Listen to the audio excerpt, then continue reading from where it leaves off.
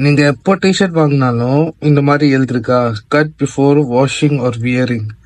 இது போட்டுக்கிட்டு நான் இப்போ வியர் பண்ணிட்டேன், குத்துன்னு குத்துது. இது என்ன தெரியுமா? பாப்புவாங்க. இதை பார்த்துருப்பீங்க.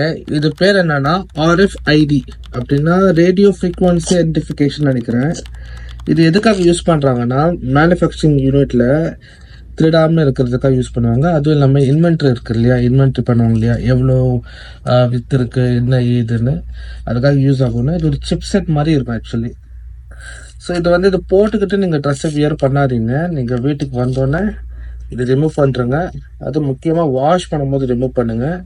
இது நம்ம உடம்புல ஒரு சிப்பு இருக்க மாதிரி இருக்குது. இது போடும் போது எனக்கு சிட்டி ரோபோட் மாதிரி ஃபீல் ஆச்சு, யாரோ எனக்கு கண்ட்ரோல் பண்ணுற மாதிரி. ஸோ அதுக்காக இது பிச்சு எரிஞ்சிட்டேன்.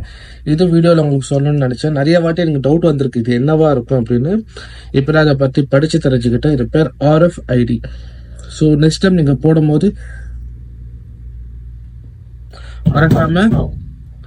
மறக்காம சேனலை ஃபாலோ பண்ணி வச்சுக்கோங்க.